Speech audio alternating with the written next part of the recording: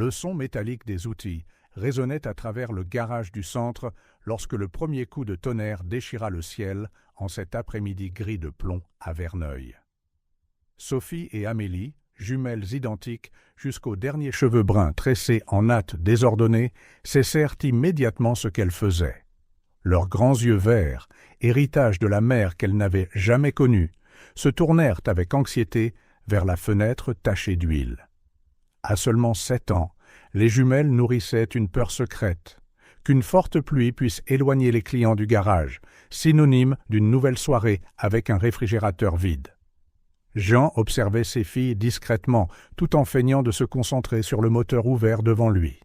Son cœur se serrait chaque fois qu'il les surprenait à échanger ce regard inquiet, un regard bien trop mûr pour leur petit visage. Dès leur plus jeune âge, les filles semblaient porter le poids du monde sur leurs frêles épaules, comme si elles tentaient de compenser l'absence de leur mère en étant 2 fois plus fortes, 2 fois plus responsables. « Sophie, Amélie, venez ici » appela Jean, essuyant ses mains maculées de graisse sur un chiffon déjà usé jusqu'à la trame. Les filles coururent vers lui, leurs bottines usées martelant le sol en béton du garage. « Aujourd'hui, je vais vous apprendre quelque chose d'important. » Les jumelles se regardèrent avec cette lueur spéciale dans leurs yeux, la même qu'elles avaient chaque fois que leur père promettait de leur enseigner quelque chose de nouveau sur la mécanique. Depuis qu'elles savaient marcher, le garage était leur terrain de jeu privé. Tandis que les autres enfants jouaient à la poupée, Sophie et Amélie préféraient identifier les outils, mémorisant leurs noms et leurs fonctions comme si elles récitaient de la poésie. Regardez bien. Jean désigna un pneu appuyé contre le mur. Aujourd'hui, nous allons apprendre à faire quelque chose que tout le monde devrait savoir, mais que presque personne ne fait correctement. Changer un pneu. Les filles s'approchèrent du pneu avec la même révérence que d'autres enfants pourraient montrer devant un cadeau de Noël. Jean ne put s'empêcher de sourire. Dans ces moments-là, il voyait Élise, sa défunte épouse, se refléter dans ses filles. La même curiosité insatiable, la même détermination tranquille. La pluie battait maintenant à l'extérieur, mais à l'intérieur du garage, le monde se réduisait à cette leçon. Jean expliqua chaque étape méthodiquement, surpris de l'attention avec laquelle ses filles se concentraient sur chaque détail. Amélie, toujours la plus analytique des deux, posait des questions précises sur la pression idéale des pneus et le couple de serrage correct pour les écrous. Sophie, l'intuitive, avait déjà retroussé ses manches, impatiente de mettre les mains dans le cambouis. « Papa » interrompit Sophie alors qu'il expliquait le fonctionnement du cric hydraulique. « Pourquoi tes mains tremblent ?» Jean ne l'avait pas remarqué, mais ses mains tremblaient vraiment. L'épuisement des journées de travail de 15 heures commençait à se faire sentir. Il tenta de le cacher, mais Amélie était déjà à ses côtés, ses yeux verts remplis d'inquiétude. « Tu dois te reposer, papa, » dit Amélie, sa petite voix portant une autorité surprenante. « On peut finir demain. »« Non, non, » insista Jean, « vous devez apprendre ça. On ne sait jamais quand. » Sa voix vacilla un instant. Depuis la perte d'Élise en couche, sa plus grande peur était que quelque chose lui arrive, laissant les filles seules au monde. C'est pourquoi il travaillait si dur pour leur tout enseigner, transformant chaque moment en une leçon de survie. « Alors, laisse-nous essayer », proposa Sophie, saisissant déjà la clé en croix qui était presque aussi grande qu'elle. « Tu n'as qu'à nous dire si on fait bien. » Jean hésita, mais quelque chose dans le regard déterminé de ses filles le convainquit. Il s'assit sur un tabouret voisin et commença à les guider. À sa grande surprise, elles travaillaient en parfaite synchronisation, comme si elles lisaient dans les pensées l'une de l'autre. Là où les mains calleuses de Jean avaient parfois du mal à atteindre, les petits doigts agiles des jumelles se déplaçaient avec une facilité impressionnante. « Extraordinaire !» murmura Jean, regardant Amélie tenir la clé en croix précisément au bon angle, tandis que Sophie la tournait avec toute la force de ses petits bras maigres. Les deux échangèrent des regards occasionnels, communiquant dans ce code silencieux des jumeaux, anticipant les besoins de l'autre avec une coordination sans faille. En moins de 20 minutes, le pneu était parfaitement changé. Les filles reculèrent un peu, les joues rouges d'effort et de fierté, attendant l'approbation de leur père. Jean s'approcha pour inspecter le travail, son cœur se remplissant d'un mélange d'admiration et de mélancolie. « Élise serait si fière, dit-il, plus pour lui-même que pour ses filles. » Elles se rapprochèrent et le serrèrent dans leurs bras, leurs petites mains maintenant barbouillées de graisse, laissant des marques sombres sur sa chemise, déjà tachée, des marques qu'il ne voudrait jamais laver. Un coup de tonnerre retentit dans le ciel à ce moment-là, faisant sursauter les filles, mais pas de peur. Maintenant, leurs yeux brillaient d'une nouvelle confiance. Elles avaient maîtrisé une autre compétence, un autre outil dans leur arsenal de survie. « Demain, dit Sophie, sa voix débordant d'enthousiasme, on peut apprendre à réparer les freins ? » « Non, le moteur, corrigea Amélie. Les freins, c'est trop facile. » Jean rit, sentant soudain l'épuisement sur ses épaules s'alléger. Ces filles étaient de vrais cadeaux, de petites guerrières qui transformaient chaque défi en aventure, chaque difficulté en une chance d'apprendre. Aucun d'eux n'aurait pu deviner, en cet après-midi pluvieux, que la simple leçon de changement de pneus n'était que le premier pas d'un voyage extraordinaire. Bientôt, le destin mettrait à l'épreuve non seulement leurs compétences mécaniques, mais aussi leur capacité à faire confiance aux étrangers et à croire aux miracles. Pour l'instant, il n'était qu'un père et ses 2 filles dans un modeste garage, entourés par le bruit de la pluie et l'odeur d'huile de moteur, partageant bien plus qu'une leçon de mécanique, partageant un lien qu'aucun outil ne pouvait resserrer, qu'aucun manuel ne pouvait expliquer. Le soir tombait lorsque Jean ferma enfin le garage. Les filles l'aidèrent à ranger les outils, chacun à sa place spécifique, un rituel qu'elles avaient elles-mêmes créé pour garder l'espace organisé. En marchant vers la petite maison derrière le garage, Sophie et Amélie discutaient avec enthousiasme de tout ce qu'elles avaient appris, faisant des plans pour leur prochaine leçon. Jean les regardait, étonné par leur énergie inépuisable. Même après une journée complète à aider au garage, elles avaient encore cette étincelle de curiosité dans les yeux, cette soif insatiable de connaissance. Il savait qu'il devrait les encourager à jouer plus, à avoir une enfance normale, comme les autres enfants, mais il reconnaissait aussi que ces filles étaient différentes. Elles étaient nées avec la graisse dans les veines et la détermination dans le cœur. Cette nuit-là, après un simple dîner, Jean trouva les jumelles endormies sur le canapé usé du salon, un vieux manuel de mécanique ouvert entre elles. Leurs petites mains, portant encore des traces de graisse sous leurs ongles, étaient enlacées, même dans le sommeil. Il les couvrit d'une fine couverture, leur embrassa le front, et pour la première fois depuis longtemps, il sentit que peut-être, juste peut-être, il faisait quelque chose de bien au milieu de toutes les difficultés. Il ne savait pas encore que ces petites mains, qui avaient appris à changer un pneu ce jour-là, toucheraient bientôt non seulement des moteurs et des outils, mais aussi le cœur de quelqu'un qui changerait à jamais le destin de cette petite famille. Le soleil de l'après-midi commençait déjà à décliner lorsque Sophie et Amélie quittèrent l'école, leurs pas plus lents que d'habitude. La journée avait été longue, et elles savaient qu'elles devaient encore aider leur père au garage, une fois rentrées. Malgré tout, elles marchaient main dans la main, partageant un paquet de biscuits que leur enseignante, mademoiselle Lefebvre, leur avait donné à la fin des cours. « Garde un morceau pour papa », rappela Amélie, toujours la plus attentionnée des 2. Sophie hocha la tête, enveloppant soigneusement le dernier biscuit dans une serviette en papier froissé.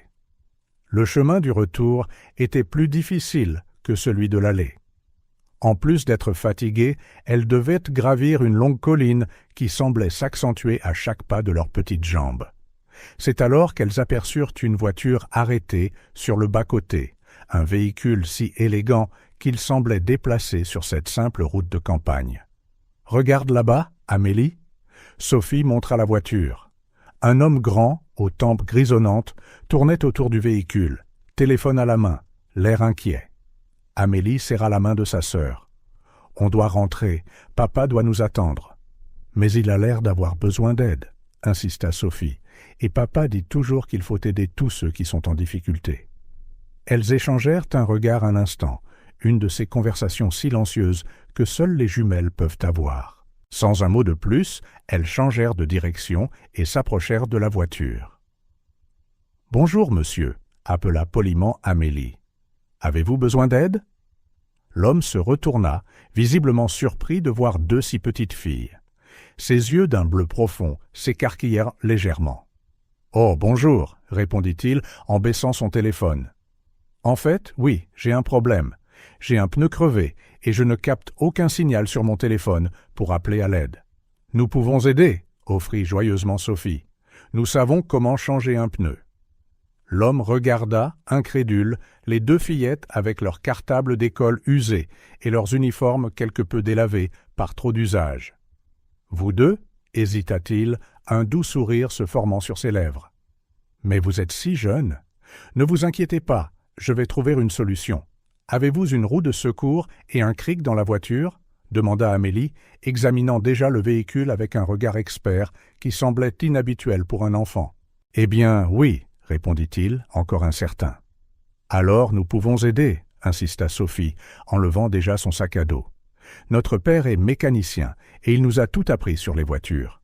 Nous changeons des pneus presque tous les jours au garage. » L'homme, qu'elles apprendraient plus tard à connaître sous le nom d'Henri Dubois, regarda avec stupéfaction les filles prendre le contrôle de la situation avec une efficacité surprenante. Sophie commença à desserrer les écrous, tandis qu'Amélie positionnait correctement le cric. « Attention au positionnement du cric sur ce modèle, » avertit Amélie. « Il faut le placer exactement sur le point de support, sinon vous risquez d'endommager la carrosserie. » Henri regarda, bouche bée, ses petites mains travaillaient avec la précision d'un professionnel. Les filles se déplaçaient en parfaite harmonie, comme si elles dansaient une chorégraphie bien répétée. Là où l'une terminait un mouvement, l'autre commençait le suivant, sans avoir besoin de mots. « C'est incroyable !» s'exclama-t-il, sincèrement impressionné. « Comment avez-vous appris à faire ça si bien ?» Les filles échangèrent un regard rapide avant qu'Amélie ne réponde. « Notre père nous l'enseigne depuis que nous sommes petites. Après que notre maman, après qu'elle soit décédée le jour de notre naissance, nous avons dû apprendre vite pour l'aider au garage. » Henri sentit son cœur se serrer. La fatigue sur leurs jeunes visages, les uniformes rapiécés, la maturité dans leurs yeux, tout racontait une histoire de lutte et de détermination qui le toucha profondément. « Vous devez être très fiers de votre père, » dit-il doucement. « Nous le sommes, » répondit Sophie en serrant le dernier écrou. « Il travaille si dur pour prendre soin de nous. C'est pourquoi nous travaillons dur pour l'aider aussi. »« C'est bon, » annonça Amélie, remettant les outils dans le coffre. « Tout est fait correctement. » Henri s'approcha pour inspecter le travail, véritablement impressionné par sa perfection. Le pneu était parfaitement aligné, les écrous serrés, juste au bon niveau. « Vous êtes vraiment extraordinaire !» s'exclama-t-il, sa voix remplie d'une admiration sincère. « Je ne sais pas comment vous remercier. Je suis ici depuis presque 1 heure à essayer d'obtenir de l'aide. »« Vous n'avez pas à nous remercier, monsieur, » dit Sophie, remettant déjà son sac à dos. « N'importe qui ferait la même chose. » Henri secoua la tête en souriant. « Non, tout le monde ne s'arrêterait pas pour aider, et encore moins pour faire un travail aussi parfait. »« Vous avez un don spécial. » Les filles rougirent au compliment, mais commencèrent à prendre congé. Le soleil déclinait rapidement et elles avaient encore un long chemin à parcourir. « Attendez !» appela Henri, une idée se formant dans son esprit en voyant la fatigue sur les visages des jumelles. « Voudriez-vous que je vous ramène à la maison? C'est le moins que je puisse faire pour vous remercier. » Henri resta là, à regarder les deux petites silhouettes se regarder, considérant son offre. La fatigue dans leurs yeux et le poids de leur sac à dos rendaient la décision tentante. Le prochain chapitre de leur vie était sur le point de commencer, bien qu'aucun d'eux ne pouvait imaginer les changements extraordinaires que ce simple trajet apporterait. La voiture d'Henri glissait doucement sur la route de campagne, soulevant un petit nuage de poussière dans l'air de fin d'après-midi. Sur la banquette arrière, Sophie et Amélie restaient silencieuses, encore un peu hésitantes, à l'idée d'accepter le trajet d'un étranger, même s'il semblait si gentil. « C'est après ce virage, » indiqua Amélie, désignant un petit garage avec une enseigne délavée. « Garage du centre. Nous habitons juste derrière. » Alors que la voiture s'arrêtait devant la maison, quelque chose sembla immédiatement anormal. La porte d'entrée était entr'ouverte, se balançant légèrement dans la brise. Les filles se regardèrent, Leur père ne laisserait jamais la porte comme ça. « Il y a quelque chose qui ne va pas, » murmura Sophie, son petit cœur s'emballant déjà. Papa ferme toujours la porte à clé. Avant qu'Henri ne puisse dire quoi que ce soit, les jumelles étaient déjà sorties de la voiture, courant vers la maison. Le son de leurs pas précipités résonna dans le silence anormal de la fin d'après-midi. « Papa » appela Amélie, sa voix tremblant légèrement. « Papa, où es-tu » Le silence qui répondit fut assourdissant. Sophie fut la première à le voir. Son cri perçant déchira l'air lorsqu'elle trouva Jean allongé sur le sol de la cuisine, un petit filet de sang coulant de son front. Une clé à molette gisait à côté de lui, et des taches de graisse sur le sol suggéraient qu'il était probablement venu directement du garage. « Papa !» crièrent-elles à l'unisson, se précipitant à ses côtés. Henri, qui avait suivi les filles dans la maison, prit immédiatement le contrôle de la situation. Avec des gestes précis, il vérifia les signes vitaux de Jean tout en attrapant son téléphone. « Il respire », dit-il aux filles, qui regardaient avec des yeux écarquillés de peur. « Nous devons l'emmener à l'hôpital tout de suite. » En quelques minutes, Henri avait transporté Jean jusqu'à sa voiture, étonné de la force qu'il trouva en lui-même dans ce moment d'urgence. Les jumelles travaillèrent en parfaite coordination, l'une attrapant le portefeuille et les papiers de leur père, l'autre fermant la maison à clé. Dans la voiture, Jean fut placé sur le siège avant, incliné, tandis que les filles se serraient à l'arrière.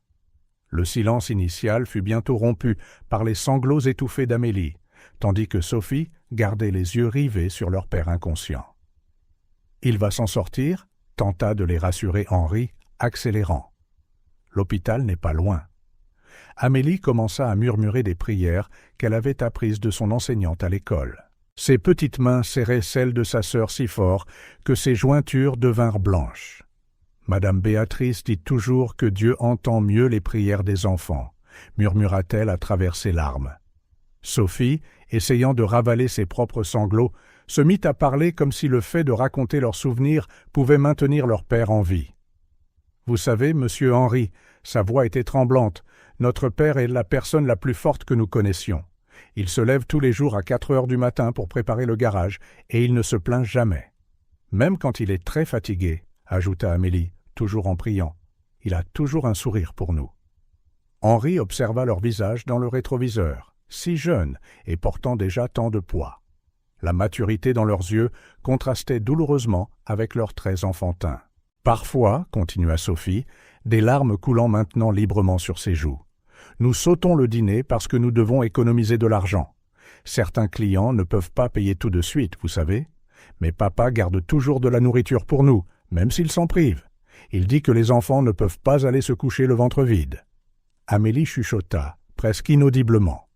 Un faible gémissement de Jean les fit tous sursauter. Sophie se pencha en avant, s'agrippant au siège. « S'il vous plaît, monsieur Henri, supplia-t-elle, ses yeux verts brillant de larmes, ne laissez pas notre père mourir. Il est tout ce que nous avons au monde. Il est le seul qui nous reste, » ajouta Amélie, les larmes coulant librement sur son visage. « Nous promettons de travailler encore plus dur, d'être encore plus forte, mais s'il vous plaît. » Henri sentit une oppression dans sa poitrine comme il n'en avait pas ressenti depuis des années. Dans toute sa vie d'homme d'affaires prospère, habitué à traiter avec des chiffres et des transactions, il n'avait jamais connu une émotion aussi brute et pure. Il serra fermement le volant, appuyant sur l'accélérateur. Dans son esprit, des plans se formaient déjà, un moyen d'aider cette famille que le destin avait mise sur sa route. Il ne s'agissait pas seulement d'argent, il y avait quelque chose de plus profond, une connexion qu'il ressentait avec ces deux petites âmes déterminées. Lorsqu'ils arrivèrent enfin à l'hôpital, tout se passa rapidement. Jean fut transporté d'urgence aux urgences, tandis qu'Henri s'occupait des formalités administratives. Les jumelles refusaient de se lâcher la main, leur petit corps tremblant de peur et d'épuisement. « Venez, » dit Henri après un moment, les guidant vers la salle d'attente. « Nous devons être fortes maintenant et attendre. » Les filles s'installèrent sur les chaises dures de l'hôpital, se tenant toujours la main. Amélie continuait de murmurer des prières, tandis que Sophie fixait les portes par lesquelles leur père avait disparu. Henri les observait, une décision se formant dans son esprit. Ses enfants lui avaient montré quelque chose que des années de richesse et de succès ne lui avaient pas appris. Un véritable sens de la force, de l'amour et de la dignité. Là, dans cette froide salle d'attente d'hôpital, il fit une promesse silencieuse. Il ferait tout ce qui était en son pouvoir pour aider cette famille.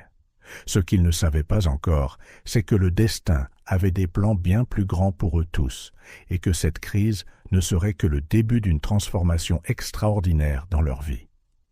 La lumière fluorescente vacillante de l'hôpital jetait des ombres agitées sur le visage pâle de Jean dans le lit des urgences. Sophie et Amélie étaient assises de chaque côté de leur père, leurs petites mains tenant les siennes, tandis qu'Henri parlait avec le médecin dans le couloir. « C'est un accident avec un pont élévateur hydraulique », expliqua le médecin en consultant ses notes. « L'équipement a cédé alors qu'il se trouvait sous une voiture. Heureusement, la coupure à la tête semble être la blessure la plus grave. Il a eu beaucoup de chance, ça aurait pu être bien pire. » Henri sentit un frisson en imaginant ce que « bien pire » pouvait signifier. À travers la porte entr'ouverte, il vit les jumelles, toujours épuisées, mais en état d'alerte, comme de petites sentinelles veillant sur le sommeil de leur père. « Combien de temps devra-t-il rester à l'hôpital » demanda Henri. « Au moins 1 semaine » répondit le médecin. « Nous devons le surveiller pour tout signe de commotion cérébrale et nous assurer qu'il n'y a pas de complications. » Henri le remercia et retourna dans la chambre. Amélie s'était endormie, la tête reposant sur le bord du lit, tandis que Sophie luttait pour garder les yeux ouverts. « Sophie, dit-il doucement, je dois aller au garage chercher les papiers de ton père pour l'hôpital. Peux-tu me dire où ils sont ?» La fillette hésita, regardant son père inconscient. « Dans le 2e tiroir du bureau, » répondit-elle finalement, mais sa voix vacilla. « Mais, » l'incita Henri. « Promettez-vous de revenir » demanda-t-elle, ses yeux verts brillant de larmes contenues. Tout le monde finit toujours par partir. Henri sentit son cœur se serrer. Il s'accroupit pour être à sa hauteur.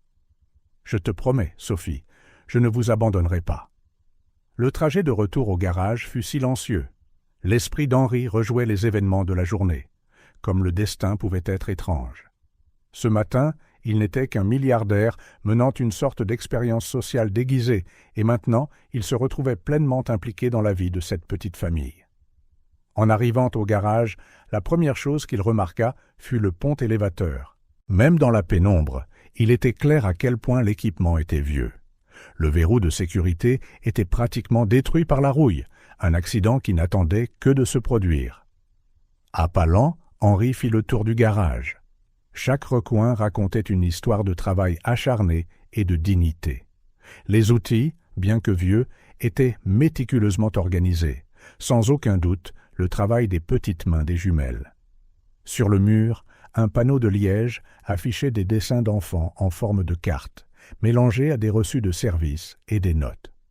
Sur le bureau usé, à côté des documents qu'il cherchait, Henri trouva un grand livre.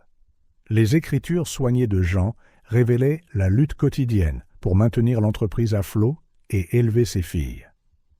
Plusieurs clients devaient de petites sommes, mais Jean ne refusait jamais de service à personne, même en sachant que certains mettraient des mois à payer. C'est alors que les yeux d'Henri tombèrent sur quelque chose qui lui fit manquer un battement de cœur. Sur une feuille de papier volante, écrite d'une main d'enfant, il y avait une liste « Choses que nous voulons offrir à papa ». Un nouveau pont élévateur, l'ancien fait des bruits effrayants, des outils qui ne blessent pas ses mains, un fauteuil confortable pour qu'il puisse se reposer, du café chaud tous les jours, une nouvelle blouse de travail, la sienne est toute rapiécée. Henri s'assit sur la chaise usée de Jean, le papier tremblant dans ses mains. La simplicité des souhaits des filles, leur préoccupation pour leur père, la dignité avec laquelle cette famille faisait face à l'adversité. Tout cela le frappa comme un coup de poing dans le ventre. Il se leva avec détermination et commença à inventorier mentalement tout ce qui devait être remplacé. Le pont élévateur n'était que le début. Les vieux outils, le compresseur d'air bruyant, le mauvais éclairage, tout cela posait non seulement des risques pour la sécurité, mais aussi des obstacles inutiles au travail honnête de Jean. Sur son téléphone, Henri commença à passer des appels. D'abord à son assistant, lui demandant de rechercher les meilleurs fournisseurs d'équipements de réparation automobile. Puis à un architecte de confiance demandant un plan de rénovation urgent. En fermant le garage, Henri avait déjà un plan détaillé qui se formait dans son esprit.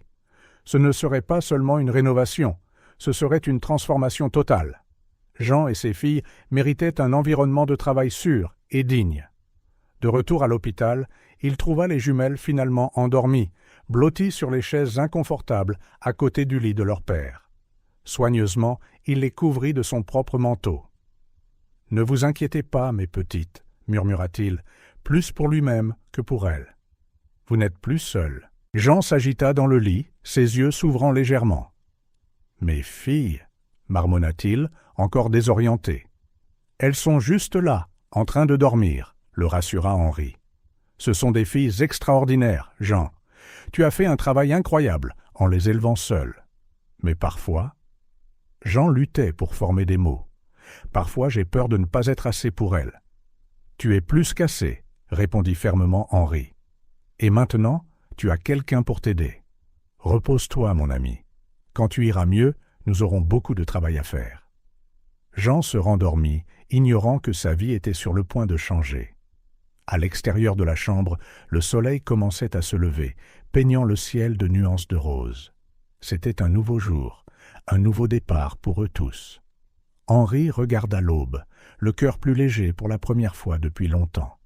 Dans ses mains, la liste de souhaits des filles s'était transformée en une mission. Il leur donnerait bien plus qu'un nouveau pont élévateur ou des outils décents. Il leur donnerait une chance à un avenir meilleur, où le travail acharné de leur père serait récompensé par la dignité qu'il méritait. Le destin lui avait donné la chance de faire une différence, non pas avec de grands gestes ou une charité vide de sens, mais avec quelque chose de bien plus significatif. Aider une famille qui, sans même le savoir, lui avait tant appris sur l'amour, la dignité et le courage. La routine des jumelles avait complètement changé depuis l'accident de leur père. Chaque matin, Madame Dubois, la voisine, les réveillait avec du chocolat chaud et du pain frais, pour vous donner des forces, disait-elle gentiment en ajustant les tresses des filles de ses mains attentionnées. Monsieur Lambert, qui tenait l'épicerie du coin, mettait toujours de côté les meilleurs fruits pour elles. « Les enfants ont besoin de vitamines pour grandir, » disait-il en refusant tout argent qu'Henri tentait de lui donner. C'était un mercredi particulièrement froid lorsque Christine, l'assistante sociale, arriva sans prévenir.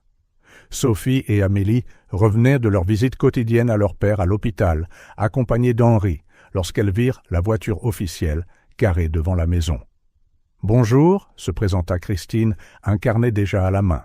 « Je suis des services sociaux. Nous devons évaluer la situation des enfants. » Le cœur des jumelles se glaça. Elles avaient entendu des histoires d'enfants retirés à leur famille dans de telles circonstances. Amélie serra fort la main de Sophie, tandis qu'Henri faisait un pas en avant, protecteur. « Veuillez entrer, » dit-il calmement. « Nous pouvons parler dans le salon. » La maison, bien que simple, était impeccablement propre. Sur la table de la cuisine, une note de Madame Dubois indiquait qu'elle avait laissé de la soupe sur le feu. Des livres d'école soigneusement organisés sur la table basse montraient que les filles suivaient leurs études. Christine observa tout avec un œil vif, prenant des notes occasionnelles. « Comment se sont passées les journées des enfants depuis l'accident » demanda-t-elle, son ton professionnel, mais pas hostile. Avant qu'Henri ne puisse répondre, Madame Rose, l'institutrice à la retraite qui vivait de l'autre côté de la rue, arriva avec les devoirs des jumelles. « Oh, désolée de vous interrompre, » dit-elle en voyant la réunion. « Je venais juste déposer leurs leçons et demander si elles ont besoin d'aide en mathématiques aujourd'hui. » Christine haussa les sourcils, intriguée. « Vous les aidez avec leurs leçons ?»« Oh oui, » répondit Madame Rose avec un sourire chaleureux. « Tout le monde dans le quartier se relaie pour aider. Ce sont des filles si dévouées, vous savez. Elles ne manquent jamais l'école, finissent toujours leurs devoirs. » Comme par un signal, M. Lambert apparut à la porte avec un panier de légumes frais. « J'ai apporté le dîner de ce soir, » annonça-t-il, avant de s'interrompre maladroitement en remarquant la visiteuse officielle. Christine regarda la scène se dérouler avec un intérêt croissant. Dans ses années de travail, elle avait rarement vu une communauté aussi unie autour d'une famille dans le besoin. « Et les frais médicaux ?» demanda-t-elle à Henri. « L'assurance publique ne couvre pas toujours tout. » Henri se redressa sur sa chaise. Il était temps d'être complètement honnête. « Je suis un homme d'affaires, » expliqua-t-il. « J'ai rencontré les filles par hasard quand elles m'ont aidé à changer un pneu. Depuis, j'ai pris sur moi d'aider cette famille. Toutes les dépenses médicales sont couvertes et j'ai déjà commencé un projet de rénovation pour le garage afin de le rendre plus sûr au retour de Jean. » Christine fronça légèrement les sourcils. « C'est un grand engagement pour quelqu'un que vous venez de rencontrer. » C'est Sophie qui répondit, sa petite voix ferme. « Monsieur Henri est différent. Il ne nous aide pas par pitié. Il nous comprend et il tient ses promesses, » ajouta Amélie. « Tout comme notre père. » L'assistante sociale regarda les filles un long moment. Elle ne vit pas seulement de la confiance en Henri, mais aussi une maturité surprenante. « Eh bien, dit-elle finalement, je dois encore faire quelques vérifications formelles, mais... » Elle fut interrompue par l'arrivée d'autres voisins. Madame Silla apporta des uniformes scolaires fraîchement lavés et repassés. Lucas, qui travaillait à temps partiel au garage, rapporta qu'il avait organisé les outils et servi quelques anciens clients qui n'avaient besoin que de services mineurs. Christine ferma son carnet, un petit sourire se formant sur ses lèvres. « Vous savez, dit-elle, en 15 ans de travail social, j'ai appris que parfois, la meilleure famille n'est pas seulement celle des liens du sang, mais celle qui se forme dans les moments de besoin. » Henri vit les jumelles se détendre à ses côtés. Sophie, toujours la plus expressive, ne put retenir des larmes de soulagement. « Je ferai encore des visites régulières, » continua Christine d'une voix plus douce, « mais je vois que les filles sont bien entourées. Cette communauté que vous avez construite ici, eh bien, c'est quelque chose de spécial. » Dès que Christine fut partie, la maison se remplit de nouveau de voisins apportant quelque chose, de la nourriture, des fournitures d'eau scolaire ou simplement une compagnie réconfortante. Les jumelles allaient de personne en personne, remerciant tout le monde avec des câlins et des sourires.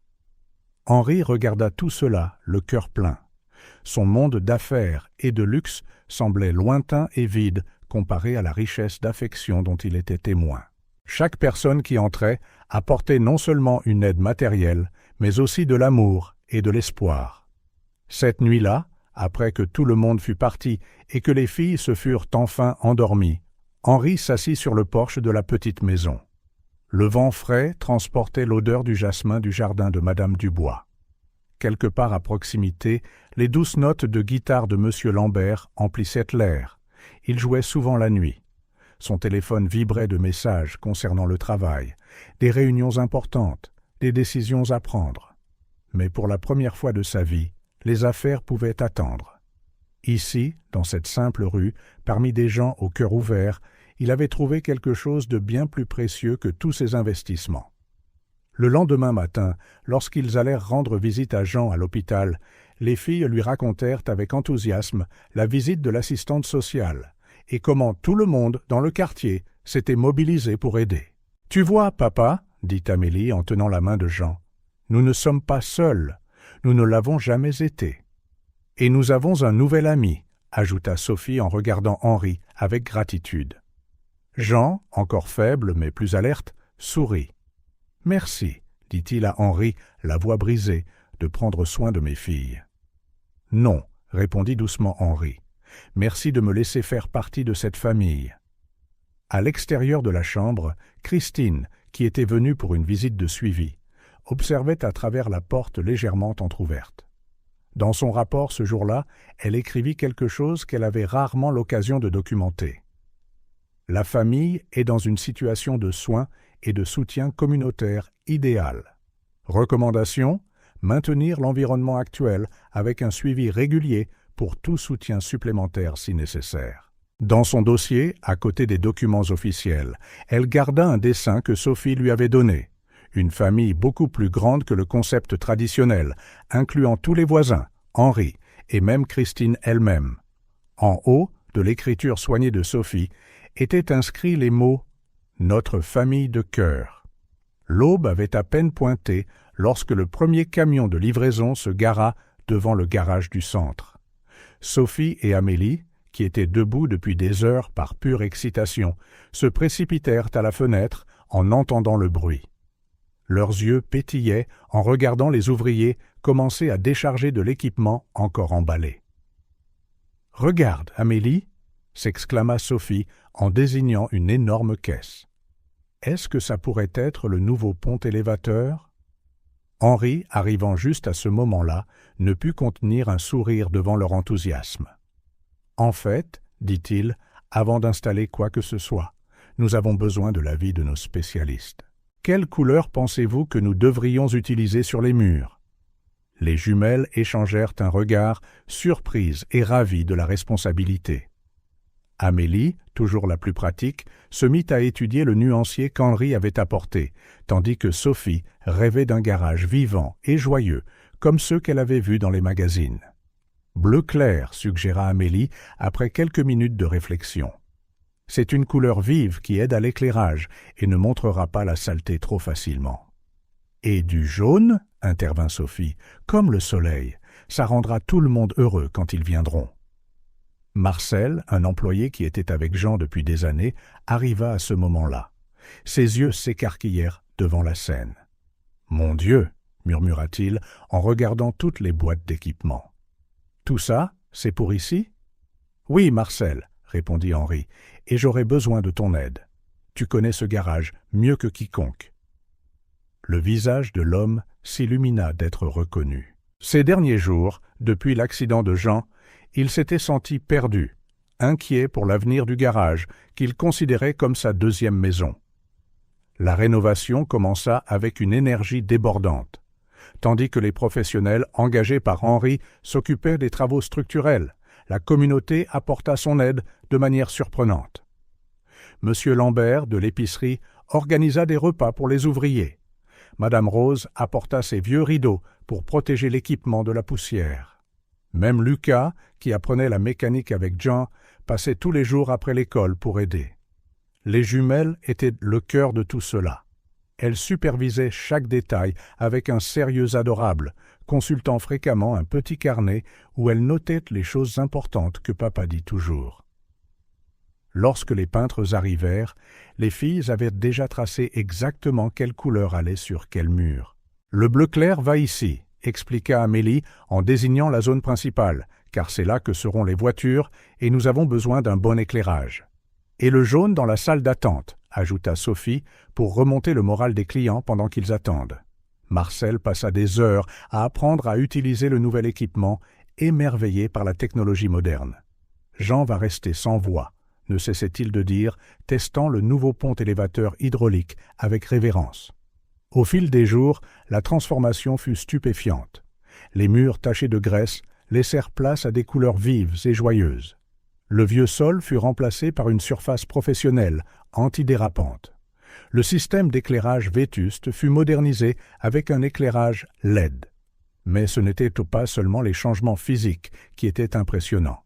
C'était l'esprit de la communauté qui grandissait chaque jour. Des voisins qui se parlaient à peine se réunissaient maintenant pour aider. Des histoires étaient partagées pendant les pauses café. Des rires résonnaient là où autrefois, seul le cliquetis des outils se faisait entendre. Un après-midi, en organisant les nouveaux outils, Amélie trouva une vieille photo coincée derrière une armoire. Elle montrait Jean, beaucoup plus jeune, le jour où il avait ouvert le garage. Son sourire était radieux, plein de rêves et d'espoir. « Papa va sourire comme ça à nouveau », dit Sophie en regardant la photo par-dessus l'épaule de sa sœur. Henri, qui passait par là, s'arrêta pour regarder la photo. « Il le fera », confirma-t-il, et cette fois, avec encore plus de raison. Les jumelles avaient créé leur propre système d'organisation pour les nouveaux outils, utilisant des codes de couleurs et des étiquettes qu'elles avaient fabriquées elles-mêmes. Comme ça, personne ne perd rien, expliqua fièrement Amélie en montrant comment chaque outil avait son emplacement désigné. À la fin de chaque journée, Henri emmenait les filles rendre visite à Jean à l'hôpital, où elles décrivaient avec enthousiasme les progrès de la rénovation. Les yeux de leur père brillaient en écoutant les récits détaillés de chaque amélioration, surtout lorsqu'elles parlèrent de la façon dont elles supervisaient tout. « Vous faites exactement ce que je fais », leur dit-il un soir, la voix chargée d'émotion. La veille de l'installation du dernier équipement, la communauté organisa une petite fête dans le garage rénové. Chaque voisin apporta quelque chose, de la nourriture, des boissons, de la musique. Les jumelles couraient partout, montrant fièrement chaque détail de la transformation. Marcel, qui avait passé la journée à finir l'organisation des outils, regarda autour de lui, les yeux embués. « Vous savez, dit-il à Henri, je travaille dans la mécanique depuis 30 ans, mais je n'ai jamais vu un garage comme celui-ci. Ce n'est pas seulement qu'il est beau, c'est comme s'il avait une âme. » Henri contempla la scène le cœur plein. Les murs peints de couleurs vives choisies par les filles, l'équipement moderne et sûr, l'organisation impeccable. Tout cela reflétait non seulement un investissement financier, mais aussi un investissement dans les gens, dans les rêves, dans la communauté. Cette nuit-là, après que tout le monde fut parti, Sophie et Amélie s'assirent dans la nouvelle salle d'attente, leurs petites jambes se balançant depuis les fauteuils confortables. « Tu penses que papa aimera ?» demanda Amélie, une rare note d'insécurité dans sa voix habituellement pratique. « Il va adorer », répondit Henri depuis l'embrasure de la porte. « Vous savez pourquoi ? Parce que chaque centimètre de cet endroit est rempli de votre amour. » Les filles sourirent, les yeux brillants de fierté et d'anticipation. Le garage n'était plus seulement un lieu de travail, il était devenu un symbole d'espoir, de nouveaux départs, de rêves renouvelés. Et très bientôt, leur père serait de retour pour voir tout cela. Non, ce n'est pas la bonne façon. Sophie secoua la tête, ses nattes se balançant. « Tu dois tenir la clé dynamométrique à angle droit, sinon tu auras une mauvaise mesure. » Le technicien installateur, un homme d'âge mûr avec 20 ans d'expérience, regarda surpris la petite silhouette à côté de lui. Amélie, qui observait attentivement, ajouta à l'explication « Papa dit toujours qu'il faut faire un L parfait avec son bras. Regarde. » Elle démontra le mouvement avec une règle, son petit bras formant précisément l'angle qu'elle décrivait.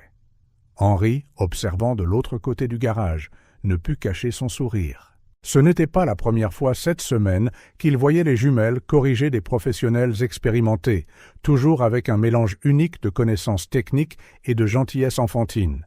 Le garage était presque méconnaissable.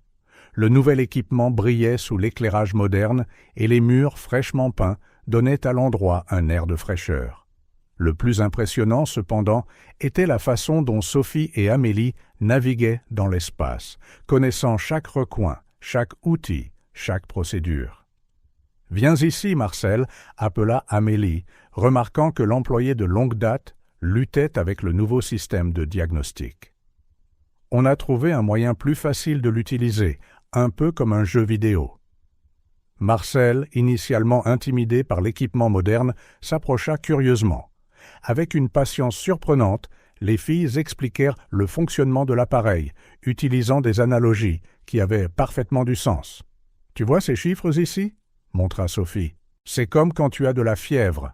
Si ça dépasse la normale, ça devient rouge. Alors tu sais que quelque chose ne va pas. » Et ces graphiques, continua Amélie en faisant glisser son doigt sur l'écran, sont comme l'électrocardiogramme d'une voiture. Papa dit toujours que les voitures sont comme les gens, il faut prendre soin de leur cœur. Henri était fasciné par la façon dont les explications simples des filles rendèrent les concepts complexes évidents. Là où les manuels techniques échouaient, les analogies enfantines des filles réussissaient brillamment. Lors de l'installation du nouveau pont élévateur hydraulique, quelque chose se produisit qui surprit tout le monde. Le technicien en charge avait du mal à expliquer le système de sécurité aux employés. « Laissez-nous expliquer », proposa Sophie, tirant Amélie par la main. Les deux se positionnèrent devant un groupe d'adultes, ne montrant aucun signe de timidité. Amélie commença. « C'est comme la marelle. Vous savez jouer à la marelle ?» Les hommes se regardèrent, perplexes face à cette comparaison inattendue. « Quand on joue à la marelle, » continua Sophie, « il y a un certain ordre pour les cases, n'est-ce pas? On ne peut pas sauter du 1 au 3 sans passer par le 2. Le pont élévateur, C'est pareil, s'exclama Amélie. Il y a une séquence d'étapes de sécurité. Si vous essayez d'en sauter une, ça ne marchera pas. C'est pour protéger tout le monde. Les visages confus commencèrent à s'illuminer de compréhension. Les filles continuèrent, utilisant des exemples quotidiens pour expliquer chaque partie de l'équipement. À la fin, même le technicien prenait des notes. « Extraordinaire !» murmura Henri à Marcel. « Elles ont un don naturel pour l'enseignement. »« C'est parce qu'elles comprennent vraiment, » répondit Marcel, regardant les petites professeurs avec admiration. Elles n'ont pas seulement mémorisé les procédures, elles savent pourquoi chaque chose est importante. Plus tard cet après-midi-là, lorsqu'un fournisseur arriva avec les mauvaises pièces, Amélie remarqua immédiatement le problème. « Ces bagues sont trop grandes pour le nouveau système, » dit-elle en prenant une. « Elles mettront trop de pression sur l'engrenage et ruineront tout en moins d'un mois. » D'abord sceptique, le fournisseur vérifia les spécifications techniques. Amélie avait absolument raison. « Comment le savais-tu » demanda-t-il, étonné. « Oh, c'est facile » sourit-elle. « C'est comme quand tu essaies les chaussures de ta mère. Peu importe à quel point tu forces, elles ne tireront jamais vraiment et tu ne feras qu'abîmer les chaussures. » Sophie, occupée à organiser les outils à proximité, ajouta « Et papa dit toujours que si tu dois forcer quelque chose en mécanique, c'est que quelque chose ne va pas. » À la fin de cette semaine, Henri réalisa que quelque chose de spécial se produisait.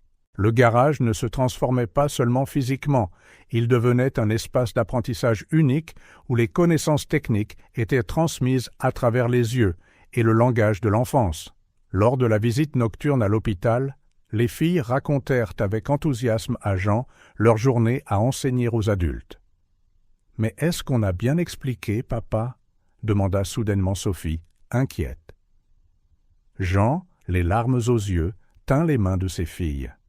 « Vous avez expliqué exactement comme je l'aurais fait, peut-être même mieux. » Sur le chemin du retour, Henri réfléchit à la façon dont ses deux petites filles étaient devenues des enseignantes naturelles.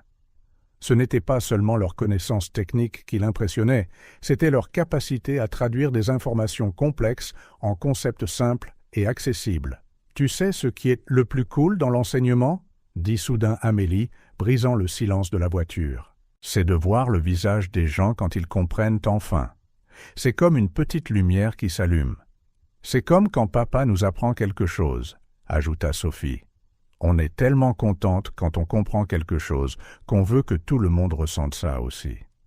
Henri sourit, réalisant qu'il était témoin de quelque chose de rare et de précieux.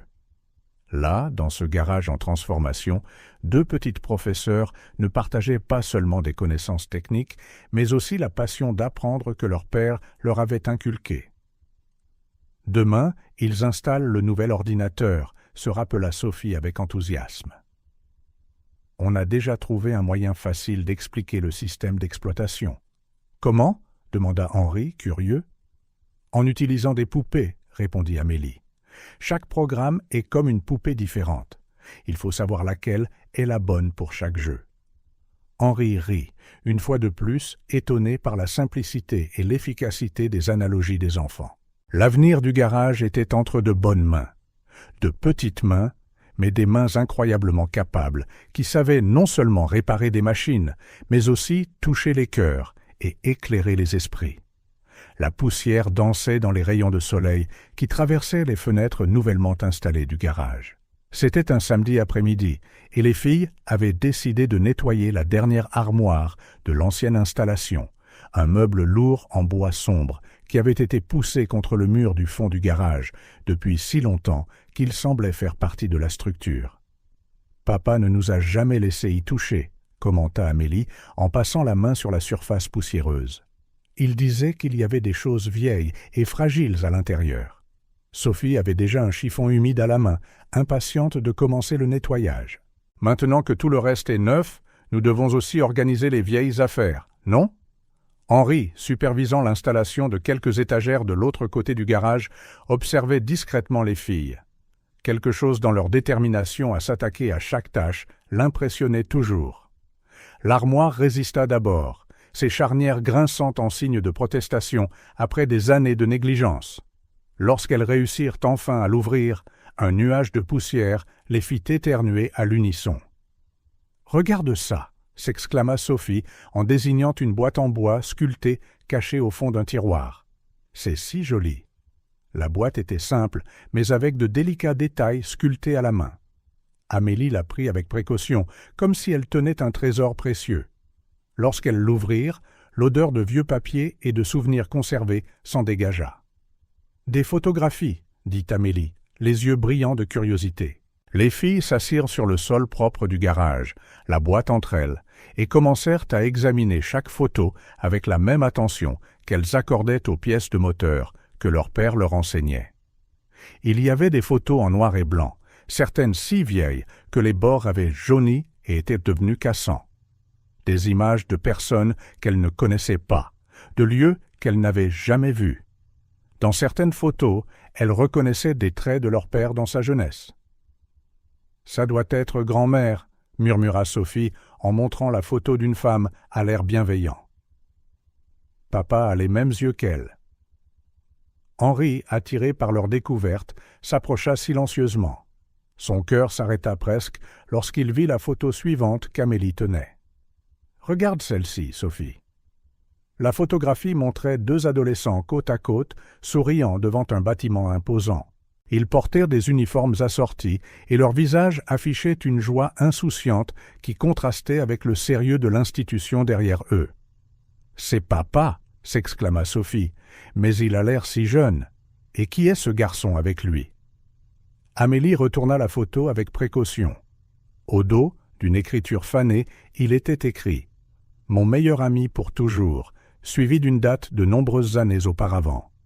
Henri sentit ses mains trembler. Sur la photo, son jeune lui-même souriait à côté de Jean, tous deux insouciants et heureux, ignorant à quel point la vie les traiterait différemment. « Papa ne nous a jamais dit qu'il avait un meilleur ami », dit Amélie en fronçant les sourcils. « Et quel est cet endroit ? On dirait une école, mais l'uniforme est différent. » Sophie étudia la photo de plus près. « Et pourquoi porte-t-il des uniformes assortis ? Papa dit toujours qu'il est allé à l'école publique. » Les filles continuèrent à spéculer, leurs jeunes voix remplies de curiosité et de surprise. Henri resta silencieux, perdu dans ses propres souvenirs. Il se souvint du jour où cette photo avait été prise.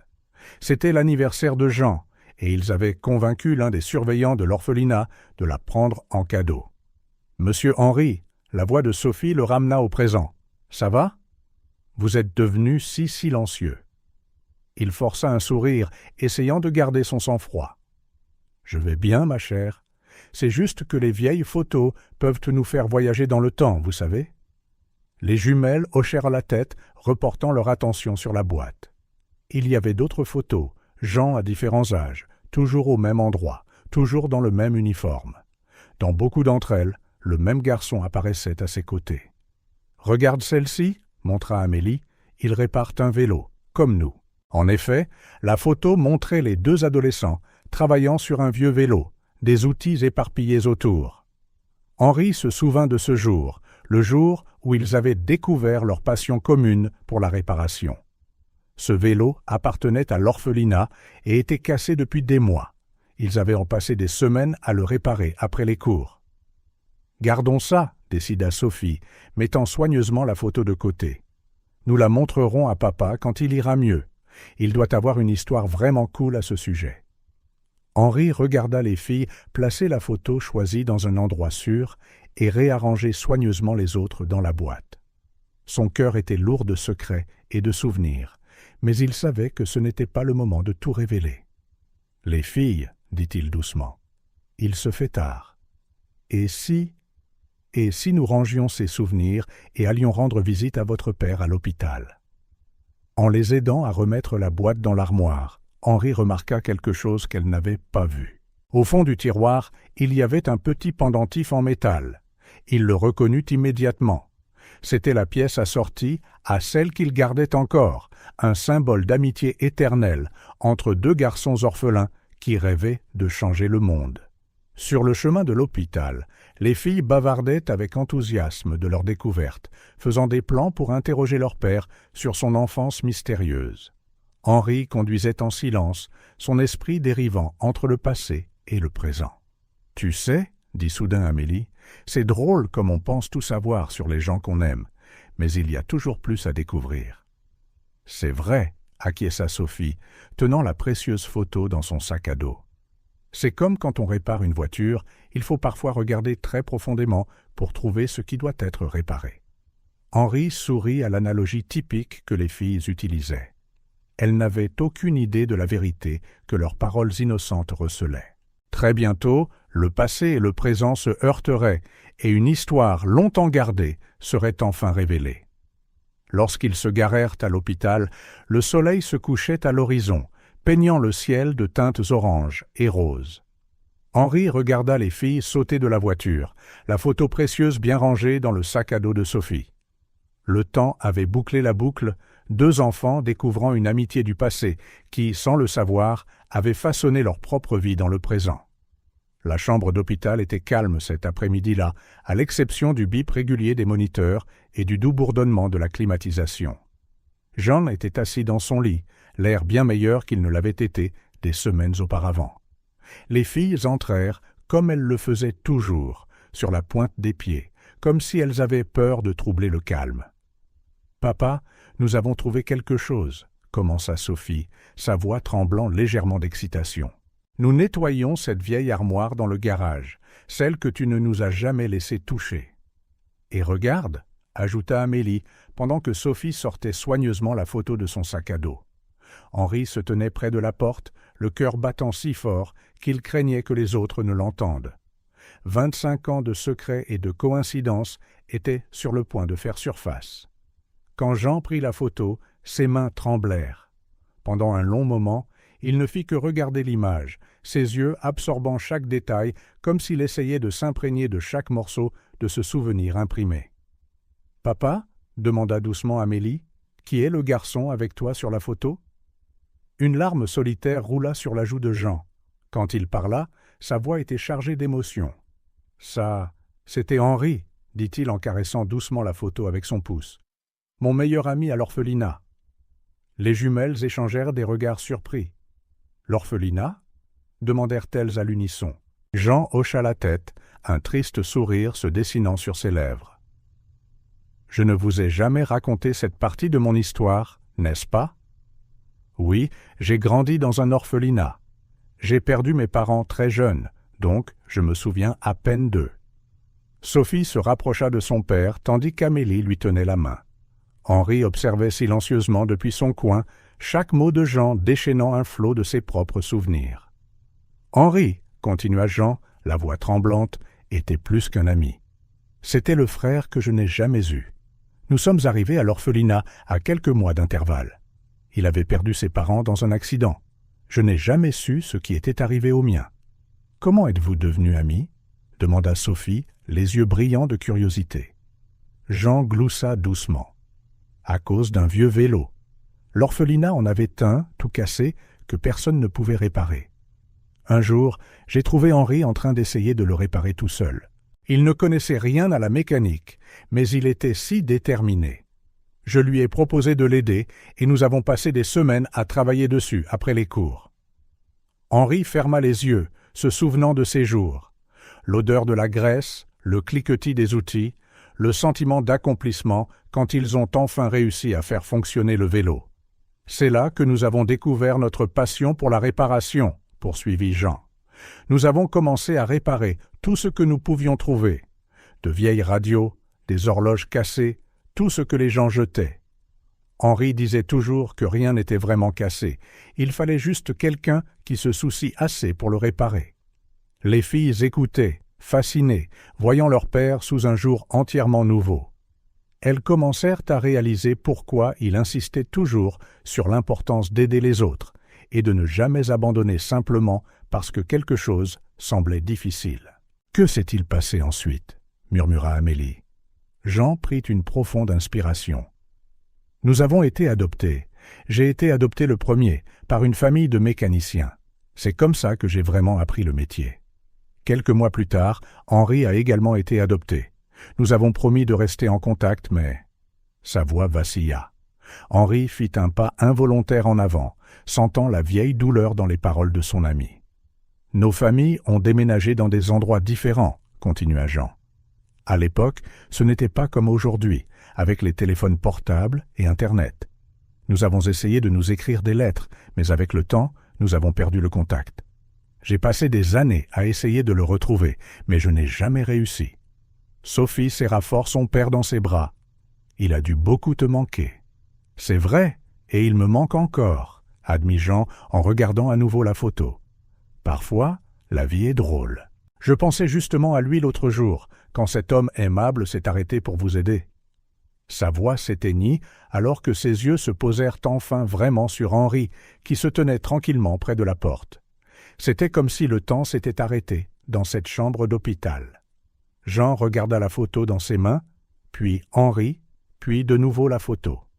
Ses yeux s'écarquillèrent de reconnaissance, une compréhension abrupte se faisant jour sur son visage. Henri s'approcha enfin, s'approchant du lit à pas lents. Ses propres mains tremblaient alors qu'il sortait quelque chose de sa poche, un petit pendentif en métal, identique à celui que Jean gardait encore parmi ses souvenirs. « Tu n'as pas changé du tout, mon ami » dit Henri, la voix étranglée par l'émotion. Le silence qui suivit ne fut rompu que par les sanglots silencieux de Jean. Les jumelles regardaient, bouche bée, tandis que deux moitiés d'une histoire longtemps séparée se rejoignaient enfin. « Henri !» La voix de Jean était à peine un murmure. « C'est vraiment toi ?» Les deux hommes s'étreignirent, des décennies de désirs et d'histoires non racontées se dissolvant dans les larmes. Sophie et Amélie se regardèrent, commençant à comprendre la signification de ce dont elles étaient témoins. « Alors, monsieur Henri, » commença Sophie, « c'est vous le garçon de la photo ? Et pourquoi ne nous l'avez-vous pas dit avant ?» demanda Jean, s'accrochant toujours au bras de son ami, comme s'il craignait qu'il ne disparaisse. Henri sourit à travers ses larmes. « Je voulais être sûr. Je voulais que tu me reconnaisses pour qui je suis, pas pour qui je suis devenu. Je voulais que notre amitié se renouvelle naturellement, comme elle l'a fait, à travers tes filles extraordinaires. » Les jumelles coururent pour étreindre les deux hommes, formant un enchevêtrement de bras, de larmes et de rires. À ce moment-là, il n'était plus un milliardaire et un humble mécanicien. Ils n'étaient que deux garçons qui, contre toute attente, avaient retrouvé leur chemin l'un vers l'autre. « Tu te souviens de ce que tu disais ?» demanda Henri en s'essuyant les yeux. « Que rien n'est vraiment cassé, il faut juste quelqu'un qui se soucie assez pour le réparer, » complétèrent-ils à l'unisson, comme ils l'avaient fait tant d'années auparavant. Sophie et Amélie regardaient, étonnés, les deux vieux amis commençaient à partager des souvenirs, chaque histoire révélant plus de connexions, plus de coïncidences qui semblaient être le destin. La façon dont Henri s'était arrêté sur cette route, comment les filles avaient montré le même amour de la mécanique qui avait autrefois uni les deux amis. Tout cela s'emboîtait parfaitement maintenant. « Je comprends pourquoi tu voulais tant nous aider, » dit Amélie, son esprit vif reliant déjà tous les points. Henri sourit, passant une main dans les cheveux de l'enfant. « Le destin agit de manière mystérieuse.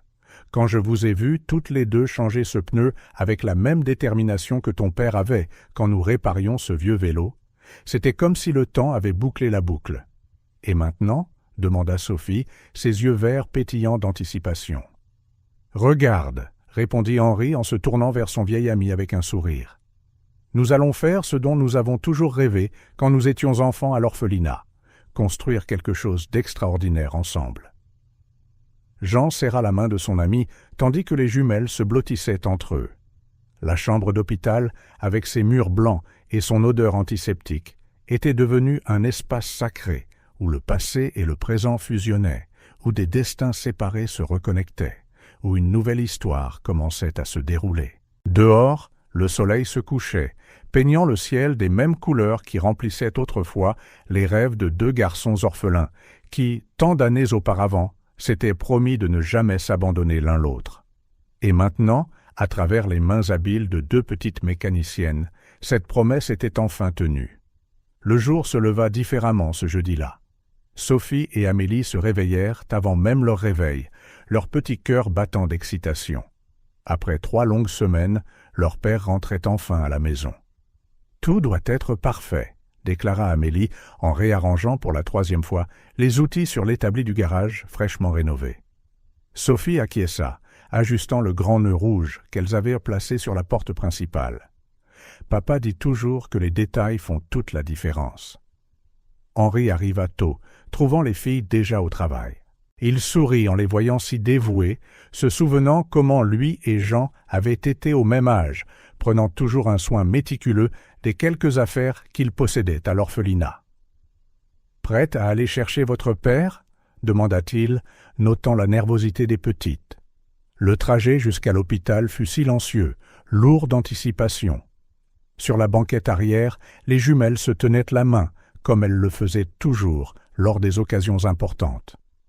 Henri les regarda dans le rétroviseur, son propre cœur battant à l'idée de la surprise qu'ils avaient préparée.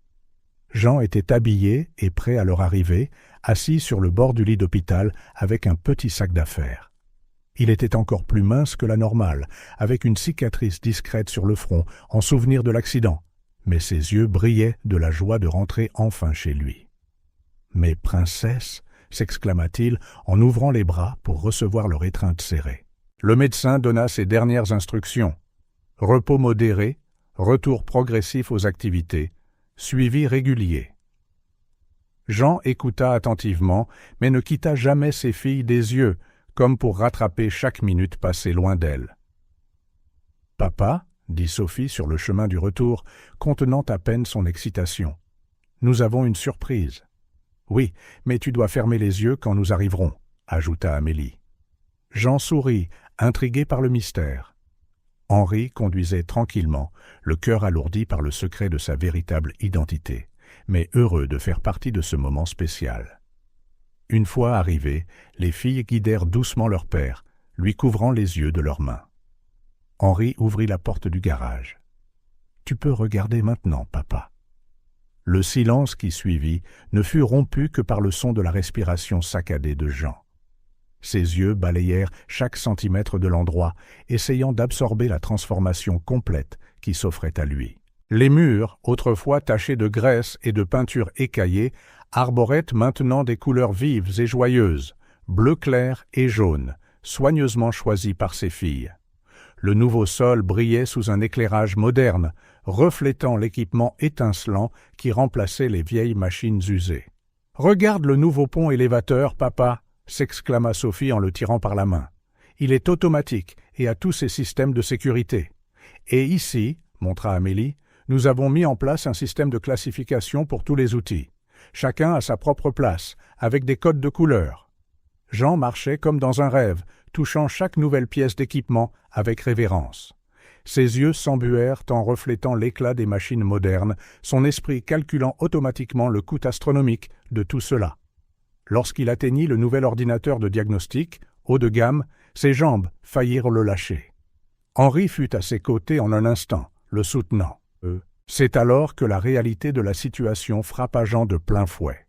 Se tournant vers Henri, la voix épaisse de gratitude et d'inquiétude, il dit « Mon ami, ça a dû coûter une fortune. Je ne peux pas accepter tout ça. Je te rembourserai chaque centime, même si ça prend des années.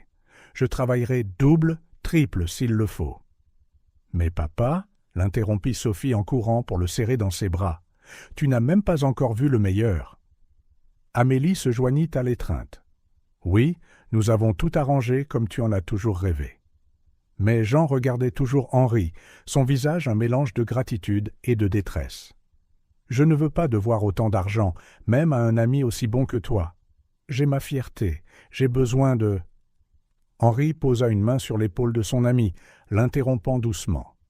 Dans son esprit, il luttait avec le moment où il révélerait enfin sa véritable identité, mais il sentait que ce n'était pas encore le moment. « Jean, dit-il doucement, souviens-toi de notre promesse à l'orphelinat, qu'un jour nous aurions notre propre garage, où nous réparerions non seulement des machines, mais aussi un peu du monde. » Jean hocha la tête, se souvenant des rêves qu'ils avaient partagés lors des nuits calmes à l'orphelinat. Pense à cela non pas comme une dette, mais comme l'accomplissement de ce rêve, partagé par deux garçons qui se sont promis de ne jamais abandonner l'un l'autre. Les jumelles regardaient en silence, fières du sens de l'honneur de leur père, émues par la profonde amitié qui se déroulait devant elles. Pour des filles qui avaient grandi en entendant parler d'honnêteté et de travail acharné, voir leur père s'inquiéter de rembourser chaque centime, même après avoir reçu tant d'aide, était une leçon qu'elle n'oublierait jamais. « Maintenant, » dit Henri, brisant le moment d'émotion, « que diriez-vous que vos maîtres enseignants vous montrent comment fonctionne chaque nouvel équipement ?» Les yeux des filles s'illuminèrent à cette suggestion. Elles eurent bientôt leur père se déplaçant d'un coin à l'autre du garage, expliquant chaque détail avec l'enthousiasme et les connaissances qu'elles avaient acquis tout au long de la rénovation. Jean écoutait attentivement, son cœur se gonflant de fierté en voyant à quel point ses petites filles avaient grandi au cours de ces quelques semaines. Son inquiétude de devoir de l'argent persistait, mais pour l'instant, elle était éclipsée par la joie de voir ses filles si heureuses et compétentes. Le reste de l'après-midi se passa comme dans un rêve. Les voisins passèrent pour accueillir Jean, chacun apportant quelque chose pour célébrer. Le garage, maintenant spacieux et accueillant, accommodait facilement tout le monde. Alors que le soleil commençait à se coucher et que les derniers visiteurs prenaient congé, Jean trouva un moment seul avec Henri. « Je ne sais pas comment te remercier, » commença-t-il. « Alors ne le fais pas, » dit Henri avec un sourire. « Promets juste que tu utiliseras tout cela pour continuer à être l'homme extraordinaire qui a élevé ces deux filles incroyables. » Jean hocha la tête, la gorge serrée par l'émotion. Au fond de son cœur, il sentait qu'il y avait plus derrière toute cette générosité, quelque chose que son ami d'enfance n'était pas encore prêt à révéler. Pendant ce temps, Sophie et Amélie, épuisées mais heureuses, s'endormirent sur le nouveau canapé de la salle d'attente, serrant toujours les manuels d'instruction du nouvel équipement qu'elles avaient passé l'après-midi à expliquer. Le garage, maintenant silencieux, semblait respirer une nouvelle vie. Les outils organisés, l'équipement moderne, les murs peints de couleurs vives. Tout parlait d'un nouveau départ, de rêves réalisés, d'amitié que le temps n'avait pas effacée. La nuit était tombée doucement sur la ville, apportant cette paix particulière qui vient avec les premières heures après le crépuscule. Dans le modeste salon de la maison de Jean, le groupe s'était réuni après le dîner, partageant des histoires et des rires. Les jumelles adoraient entendre parler des aventures de leur père et d'Henri à l'orphelinat, chaque histoire révélant une nouvelle facette des deux amis. Et il y avait une cuisinière, Madame Mathilde, se souvint Henri, les yeux brillants de mémoire, qui nous gardait toujours un morceau de gâteau supplémentaire chaque fois que nous réparions quelque chose dans la cuisine. C'était le meilleur gâteau du monde, gloussa Jean, même si ce n'était que du pain rassis trempé dans du lait et garni de sucre. Sophie et Amélie écoutaient, captivées, blotties sur le canapé usé entre les deux hommes. L'atmosphère était chaleureuse, éclairée par la lueur chaude de la lampe et réchauffée davantage par les souvenirs partagés. C'est alors que Sophie, observant Henri avec la vive curiosité des enfants, posa la question qui allait tout changer. « Monsieur Henri, pourquoi portez-vous toujours des vêtements si simples si vous avez une si belle voiture ?» Le silence qui suivit fut lourd d'attente.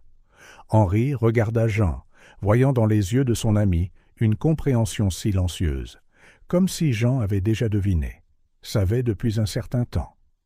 Henri prit une profonde inspiration. Le moment qu'il avait à la fois redouté et anticipé était enfin arrivé. « Vous voyez, Sophie, » commença-t-il doucement. « Parfois la vie nous emmène sur des chemins que nous n'avions jamais imaginés. Quand j'ai quitté l'orphelinat, j'ai été adopté par une famille très riche. » Les jumelles se redressèrent, les yeux écarquillés d'intérêt. « Ils m'ont donné toutes les opportunités possibles. J'ai fréquenté les meilleures écoles, j'ai étudié l'ingénierie à l'université et, j'ai fini par devenir un homme d'affaires. En fait, sa voix se fit plus basse. Je possède l'une des plus grandes entreprises automobiles du pays. »« Vous êtes riche ?»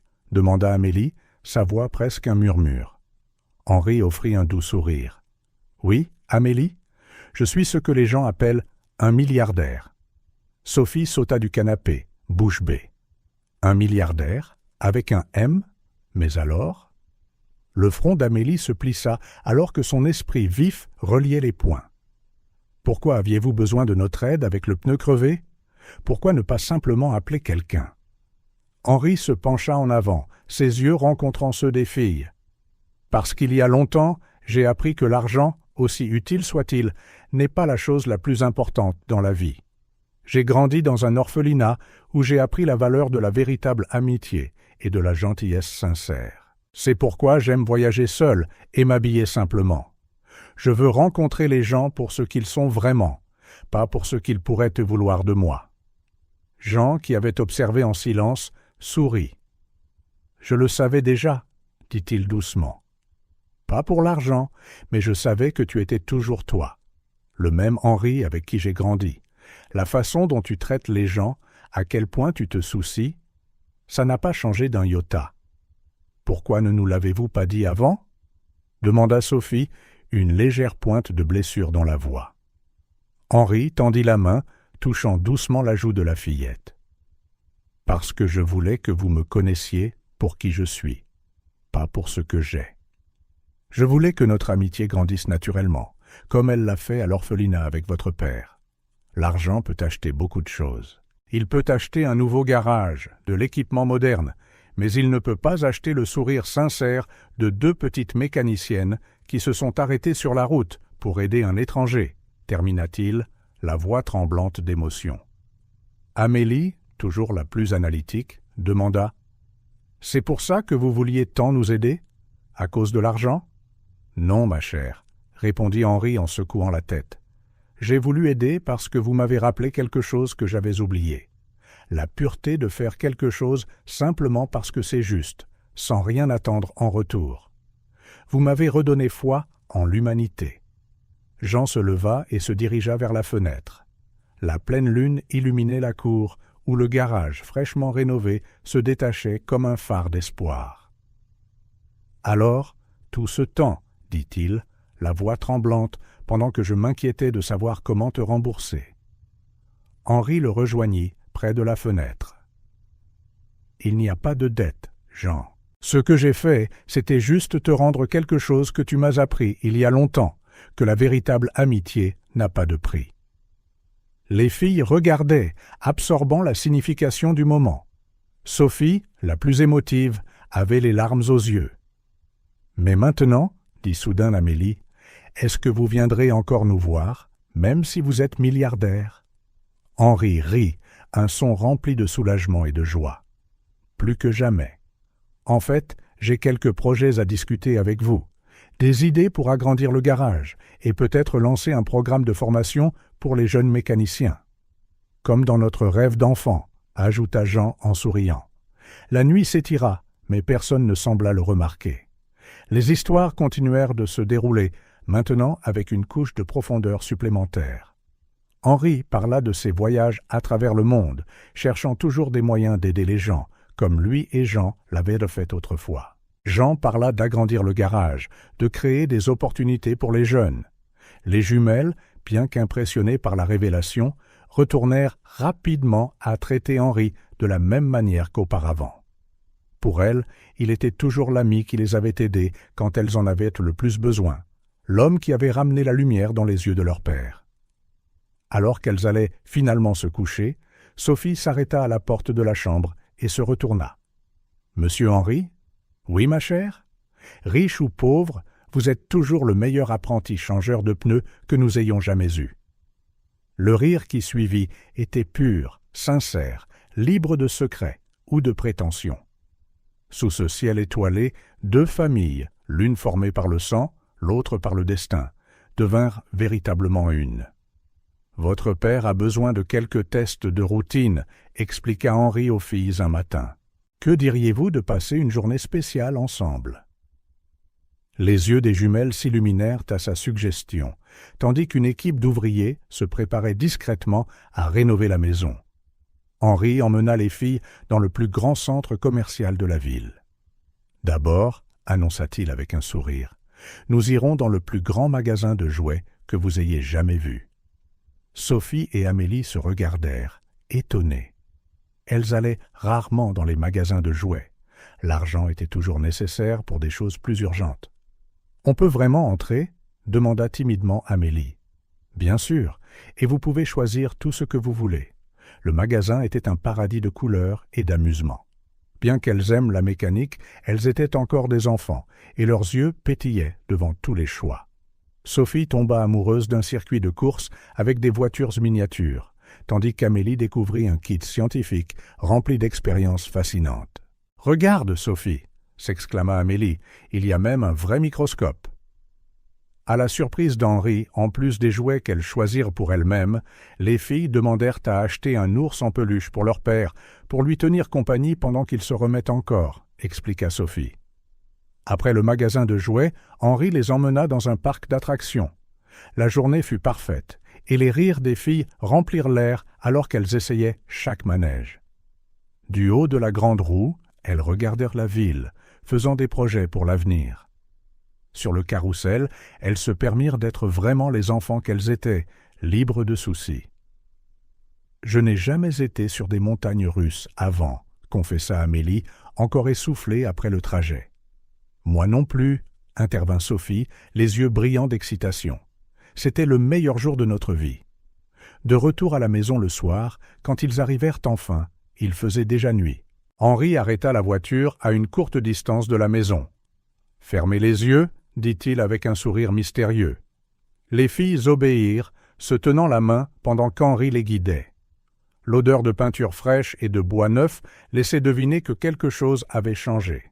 « Vous pouvez ouvrir !» Leurs cris de surprise résonnèrent dans le salon transformé. L'espace autrefois simple rayonnait maintenant de chaleur et de confort. Les murs écaillés étaient remplacés par des tons doux et chaleureux. Un nouveau canapé spacieux se trouvait là où l'ancien, usé, se tenait. Des rideaux légers dansaient dans la brise qui flottait à travers les fenêtres nouvellement installées. Mais c'est le coin de la pièce qui fit monter les larmes aux yeux des filles. Occupant un mur entier se trouvait une bibliothèque. Des étagères en bois clair contenaient des livres de toutes sortes, des manuels techniques sur la mécanique, des livres de sciences et une collection complète de contes de fées. « Est-ce que tout ça est à nous ?» demanda Amélie, la voix tremblante d'émotion. « Tous !» confirma Henri, « y compris cette section spéciale, juste là. » Sur l'une des étagères, plusieurs cahiers neufs et brillants se distinguaient. « Pour que vous puissiez écrire vos propres histoires et projets » expliqua Henri. Sophie s'était déjà précipitée dans la cuisine, tirant Amélie par la main. La transformation y était tout aussi impressionnante. De nouveaux placards de couleur claire et des appareils modernes remplaçaient le vieux réfrigérateur cliquetant et les comptoirs ébréchés. Au centre se trouvait une table en bois robuste avec 4 chaises confortables à la place de l'ancienne, bancale. « Regarde, Amélie !» s'exclama Sophie en ouvrant l'un des tiroirs. Il y a des ustensiles tout neufs, des assiettes qui sont vraiment assorties. Mais la vraie surprise les attendait dans la chambre des jumelles. Lorsqu'elles ouvrirent la porte, elles se figèrent, les yeux écarquillés d'émerveillement. L'espace autrefois exigu avait été complètement réimaginé. 2 nouveaux lits, chacun avec des couvre-lits aux couleurs préférées des filles, bleu pour Amélie, vert pour Sophie, se trouvaient de part et d'autre de la pièce. Au milieu, un bureau spacieux avec 2 chaises confortables offrait l'espace d'étude parfait. « Regardez ça !» montra Henri du doigt le mur au-dessus du bureau. Une grande fresque était divisée en 2. D'un côté, un espace pour que Sophie puisse accrocher ses dessins de voitures futuristes. De l'autre, un tableau de liège où Amélie pouvait organiser ses notes techniques. Les filles coururent partout, découvrant chaque détail. Des tiroirs bien rangés, avec des fournitures scolaires neuves, une armoire spacieuse garnie de vêtements neufs soigneusement pliés et une petite étagère près de chaque lit contenant des livres choisis spécialement pour chacune d'elles. La salle de bain, autrefois à peine fonctionnelle, brillait maintenant avec des équipements modernes et sûrs. « Waouh, il y a même un petit tabouret pour qu'on puisse atteindre le lavabo », nota Amélie, toujours pratique. Les émotions débordèrent des filles, qui ne savaient pas s'il fallait rire ou pleurer. Chaque détail avait été arrangé avec un tel soin, si bien assorti à leurs besoins et à leur goût. Mais, et papa ? demanda soudain Sophie, inquiète. Est-ce qu'il va aimer?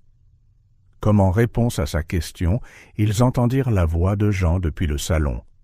Pourquoi est-ce que je sens la peinture fraîche? Qu'est-ce que... Ces mots s'éteignirent alors qu'il entrait, s'appuyant sur sa canne. Encore en convalescence, Jean contempla les changements, les yeux écarquillés. Les filles coururent vers lui, le guidant doucement pour voir chaque amélioration. « Papa, viens voir notre chambre. Regarde la cuisine. Papa, on a même un lave-vaisselle.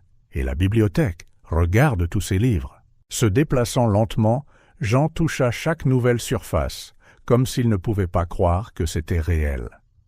Quand il atteignit sa propre chambre, il découvrit qu'elle aussi avait été entièrement refaite, avec un lit confortable pour l'aider dans sa convalescence et un petit coin bureau où il pourrait organiser les papiers du garage. Henri, commença-t-il, la voix brisée. Mais Henri leva la main, l'arrêtant doucement. « Ne commence pas à parler de dette, » dit-il avec un sourire. « Il ne s'agit pas d'argent, Jean. Il s'agit de donner à ces princesses et à leur père la maison qu'ils méritent. » Épuisées mais ravies, les jumelles s'étaient installées sur le nouveau canapé du salon, feuilletant certains des livres de la bibliothèque. L'arôme du café frais remplissait la maison.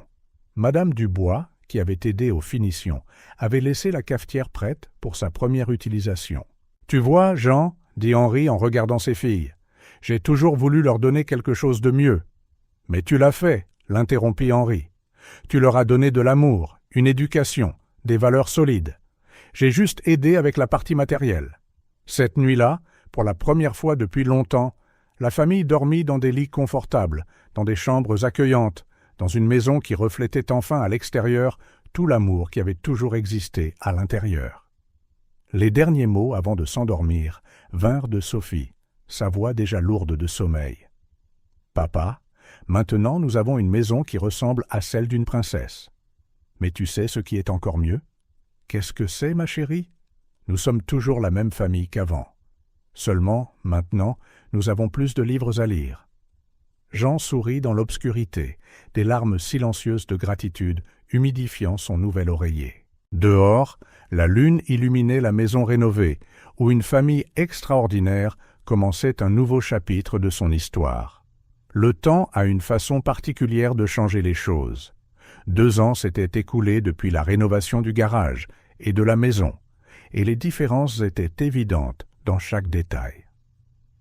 Sur les murs de la chambre des filles, les croquis enfantins de voitures avaient été remplacés par d'impressionnants dessins techniques, foisonnant d'annotations et de calculs précis. Maintenant âgée de 9 ans, Sophie était penchée sur son bureau, concentrée sur sa dernière invention. Le kit de robotique qu'Henri lui avait offert pour son dernier anniversaire avait éveillé une passion encore plus profonde pour l'ingénierie. Sa natte, maintenant longue, se balançait alors qu'elle faisait de minuscules ajustements à un petit robot à énergie solaire. « Amélie, viens voir !» appela-t-elle, excitée. J'ai réussi à le faire bouger en utilisant la lumière du soleil. Amélie, qui était occupée à organiser son matériel de dessin de l'autre côté de la pièce, s'approcha curieusement. Ses talents artistiques s'étaient épanouis de manière surprenante au cours des 2 dernières années, surtout après qu'Henri lui eut installé un chevalet professionnel dans son coin de la pièce. « C'est incroyable !» s'exclama Amélie en regardant le robot bouger sous la lumière de la fenêtre. « Tu imagines si on construisait une voiture qui fonctionnerait comme ça ?» Les yeux de Sophie s'illuminèrent à cette idée. En quelques secondes, les 2 filles étaient assises ensemble, Sophie esquissant un diagramme technique, tandis qu'Amélie ajoutait de la couleur et des détails de design qui rendèrent le projet encore plus spécial. Jean se tenait à l'embrasure de la porte, un sourire fier sur son visage. Le garage continuait de prospérer, maintenant rempli d'équipements modernes et de clients fidèles. Mais sa plus grande joie venait de voir ses filles développer leurs propres rêves. « Papa !» appela Sophie en le remarquant. « Viens voir notre nouveau projet. C'est une voiture à énergie solaire avec un système de prévention des accidents. »« Et regarde le design aérodynamique que j'ai fait !» intervint Amélie en montrant ses croquis colorés. « Ça aidera à économiser de l'énergie. » Jean s'approcha étonnés de la complexité de leur travail. Sophie avait hérité de sa compréhension technique, mais elle l'avait porté à un tout autre niveau en incorporant des technologies qu'il commençait à peine à apprendre. Amélie, d'autre part, avait une vision artistique qui transformait les machines en véritables œuvres d'art. Henri, qui rendait maintenant visite à la famille presque tous les jours, entra en portant d'autres livres pour la bibliothèque en constante expansion. « J'ai quelques nouveautés », annonça-t-il, « des catalogues des meilleures universités du pays et des livres sur les dernières innovations en matière d'énergie propre. » Les jumelles se précipitèrent pour examiner les nouveaux documents. Ces derniers mois, elles étaient devenues obsédées par l'idée de l'enseignement supérieur, faisant des recherches sans fin sur les meilleures écoles d'ingénierie et de design. « Regarde, Sophie !» s'exclama Amélie en feuilletant l'un des catalogues. « Cette université a un programme combiné d'ingénierie mécanique et de design automobile. On pourrait étudier ensemble. »« Et ils ont des laboratoires de pointe, » dit Sophie, les yeux pétillants devant les photos. « Pense à tout ce que nous pourrions apprendre. » Henri et Jean échangèrent des sourires complices. Secrètement, Henri avait déjà créé un fonds d'éducation pour les filles, s'assurant qu'aucune barrière financière ne les empêcherait jamais de poursuivre leurs rêves. Plus tard dans la nuit, après que tout le monde fut parti se coucher, Henri trouva les jumelles encore éveillées, chuchotant avec enthousiasme à propos de leur projet d'avenir. « Et quand nous aurons notre propre entreprise, disait Sophie, nous construirons des voitures qui ne tomberont jamais en panne. Et ce seront les plus belles voitures du monde, ajouta Amélie. Sûres, écologiques et magnifiques. Henri se tint à l'embrasure de la porte, écoutant. Avez-vous déjà pensé à un nom pour cette entreprise? Les filles s'assirent sur leur lit, enthousiastes. On pensait à quelque chose comme « Sœurs innovantes », dit Amélie. Ou peut-être « Roues du futur ». Mais ça doit être quelque chose qui nous rappelle papa, souligna Sophie. Après tout, c'est lui qui nous a tout appris au début. Henri s'installa entre leurs lits. Vous savez, commença-t-il doucement, quand j'avais votre âge, je rêvais aussi de changer le monde grâce à la mécanique. Mais vous deux, vous êtes quelque chose de spécial. Vous n'avez pas seulement les connaissances, vous avez le cœur à la bonne place. Que veux-tu dire? Demanda Amélie, curieuse. Vous n'êtes pas seulement intéressé par la construction de voitures cool ou par le fait de gagner de l'argent. Vous voulez faire quelque chose qui aide les gens, qui rend le monde meilleur. C'est rare et c'est précieux. Sophie serra son petit robot solaire. C'est parce que nous avons appris de papa et de toi que la chose la plus importante est d'aider les autres. En parlant d'aider, ajouta Amélie, nous voulons aussi créer une école de mécanique pour les enfants. Enseigner à d'autres filles qui aiment aussi réparer des choses. Henri sentit une vague de fierté et d'émotion. Au cours de ses années d'homme d'affaires, il avait rencontré de nombreuses personnes brillantes, mais peu avaient des motivations aussi pures que ces deux petites rêveuses. En coulisses, il activait déjà ses relations dans le monde des affaires. Il mettait en place un programme de mentorat spécial dans son entreprise, pensant au jour où les jumelles seraient prêtes à rejoindre l'industrie. Il avait également entamé des discussions avec les meilleures universités, leur ouvrant la voie le moment venu. Pour l'instant, cependant, il observait simplement avec joie comment elles construisaient des rêves grandioses. Sophie avec ses idées novatrices, Amélie avec ses designs révolutionnaires, toutes deux partageant la même vision d'un avenir meilleur. Avant de quitter la pièce, Henri s'arrêta pour admirer la fresque qu'elles avaient créée. Elle était remplie de coupures de magazines sur la technologie, de croquis de voitures futuristes, et, au centre, une vieille photographie, deux garçons souriant devant un vélo réparé, un témoignage de la façon dont des rêves simples peuvent se transformer en quelque chose de vraiment extraordinaire. « Bonne nuit, mes petites inventrices », murmura-t-il en éteignant la lumière. « Bonne nuit, oncle Henri », répondirent-elles à l'unisson, déjà à moitié endormies, leurs rêves prêts à créer de nouvelles merveilles au matin. Dans le couloir, Henri croisa Jean, qui observait également les filles dormir.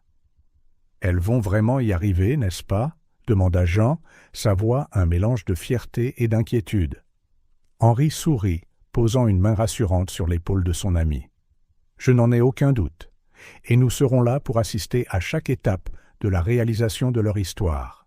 Le printemps arriva dans toute sa splendeur, apportant des couleurs fraîches et une nouvelle vie à un quartier qui ne ressemblait plus à celui d'il y a 2 ans.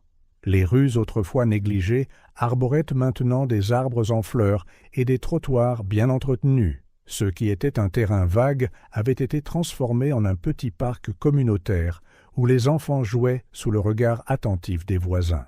Mais le changement le plus significatif n'était pas seulement physique.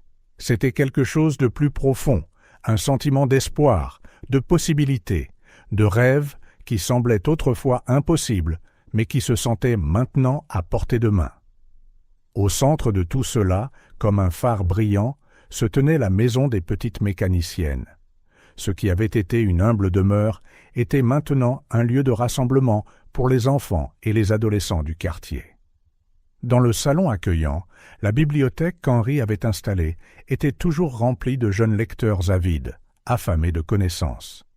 Cet après-midi-là, Sophie et Amélie organisaient un club d'études. Autour de la grande table de la salle à manger, d'autres enfants du quartier se rassemblaient pour apprendre et rêver ensemble. Sophie expliquait des concepts de physique en utilisant des pièces de moteur comme exemple, tandis qu'Amélie transformait des formules complexes en diagrammes colorés que tout le monde pouvait comprendre. « Regardez ici », dit Sophie en tenant un engrenage. « Voyez, c'est comme ça que la force se transfère d'une pièce à l'autre, comme quand vous formez une chaîne pour passer des seaux d'eau. Chaque personne est un engrenage. » Henri et Jean observèrent cette scène depuis le porche, où ils avaient pris l'habitude de partager un café l'après-midi. Le riche arôme du café fraîchement moulu se mêlait au parfum floral du jardin, dont les jumelles s'occupaient avec amour. Qui aurait cru, songea Jean, les yeux brillants de fierté, que ce jour sur la route changerait tout? Henri sourit, se souvenant du moment où il avait vu 2 petites silhouettes s'approcher de sa voiture en panne. « Tu sais, Jean, j'ai passé des années à construire un empire commercial, mais je ne me suis jamais senti aussi riche que le jour où tes filles se sont arrêtées pour m'aider sans rien attendre en retour. » À l'intérieur de la maison, les rires et les bavardages animés continuaient. Amélie montrait ses derniers designs de voitures écologiques, expliquant comment l'aérodynamisme pouvait aider à conserver l'énergie. Ces illustrations, de plus en plus sophistiquées, avaient dépassé les simples gribouillages d'enfance pour devenir des concepts véritablement viables qui alliaient beauté et fonctionnalité. Monsieur Lambert, de l'épicerie, passa sur le trottoir en leur faisant un signe de la main. Son magasin, rénové grâce au programme de revitalisation du quartier d'Henri, était devenu un petit marché prospère. Mais il n'oubliait jamais de garder les meilleurs fruits pour les jumelles, maintenant en vie la tradition qu'il avait commencée à l'époque, plus difficile. « Ces filles ont un don spécial », observa Henri, regardant comment les autres enfants buvaient les paroles de Sophie et Amélie. « Ce ne sont pas seulement des compétences techniques, elles ont une façon d'inspirer les autres à rêver. » Jean hocha la tête. Le garage, maintenant un centre d'excellence mécanique, accueillait fréquemment des jeunes curieux d'apprendre le métier. Mais c'était Sophie et Amélie qui les captivaient vraiment, transformant des idées complexes en leçons accessibles et amusantes. « Elles n'ont pas perdu leur essence, » dit Jean, la voix chargée d'émotion. « Avec tout le confort et les opportunités que tu leur as donnés, elles sont toujours les mêmes au fond. » Juste à ce moment-là, Sophie s'exclama de l'intérieur. « Peu importe si vous vous êtes trompé. Ce qui compte, c'est d'essayer à nouveau. Rappelez-vous ce que papa dit toujours. En mécanique, comme dans la vie, rien n'est sans espoir, sauf si nous abandonnons. » L'après-midi s'écoula, et un par un, les enfants rentrèrent chez eux, chacun partant non seulement avec de nouvelles connaissances, mais aussi avec des rêves plus grands qu'à leur arrivée. Les dernières à partir furent 2 sœurs qui avaient récemment emménagé dans le quartier. « Merci pour la leçon, » dit timidement l'aînée. « Je n'aurais jamais pensé que les filles pouvaient être mécaniciennes. » Amélie sourit, échangeant un regard complice avec sa sœur. Non seulement elles le peuvent, mais elles le devraient absolument. Revenez demain et nous vous apprendrons à changer un pneu. Henri sentit son cœur se serrer à la familiarité de ce moment. Le destin, dans son infinie sagesse, semblait avoir bouclé un cercle parfait. Maintenant, C'étaient ces deux filles qui tendaient la main pour aider les autres, plantant les mêmes graines de gentillesse qui avaient autrefois transformé leur propre vie. Le soir commençait à tomber, apportant avec lui la paix douce qui vient quand tout est exactement comme il se doit. Les nouveaux lampadaires, une autre des améliorations d'Henri, s'allumèrent automatiquement, projetant une lueur chaude et accueillante. Sophie et Amélie rejoignirent les adultes sur le porche, chacune portant des cahiers remplis d'idées de projets. Leurs visages brillaient de ce mélange unique d'innocence enfantine et de sagesse au-delà de leur âge. « Oncle Henri, » commença Sophie, « penses-tu qu'un jour nous réussirons à réaliser tous ces rêves ?» Henri regarda Jean, puis les filles, ressentant une profonde vague d'émotion face à l'amour pur et à l'espoir contenu sur ce petit porche. « Mes chers, dit-il, vous le faites déjà, chaque fois que vous aidez quelqu'un, chaque fois que vous inspirez un nouveau rêve. C'est comme la toute première fois où vous avez changé mon pneu au bord de la route. On ne sait jamais comment un petit acte de gentillesse peut changer le monde entier. » Les filles sourirent, s'installant entre leur père et Henri. Au-dessus d'eux, les premières étoiles de la soirée commençaient à apparaître comme de petits phares d'espoir éclairant le chemin de tous les rêves à venir. « Vous savez quelle est la meilleure partie ?» demanda doucement Amélie. « Nous sommes toujours nous-mêmes, mais maintenant nous pouvons aider plus de gens. Et ça, ajouta Henri, c'est le vrai miracle. Il ne s'agit pas de la quantité d'argent que nous avons ou du nombre de choses que nous pouvons acheter. Il s'agit de la façon dont nous utilisons ce que nous avons pour faire une différence dans la vie des autres. » Jean serra ses filles contre lui, rempli d'une immense gratitude pour tout ce que la vie lui avait donné. Un garage prospère, une maison confortable, la chance d'une meilleure éducation. Tout était merveilleux. Mais le vrai trésor était ici, dans ce simple moment de complicité et dans la gentillesse qu'ils continuaient de partager. Le quartier continuerait de se transformer, les rêves de grandir et de nouvelles histoires s'écriraient. Mais au cœur de tout cela resterait cette famille extraordinaire, prouvant que le destin utilise parfois les outils les plus simples, comme une clé en croix, dans les mains de deux petites mécaniciennes, pour construire les histoires les plus remarquables de toutes.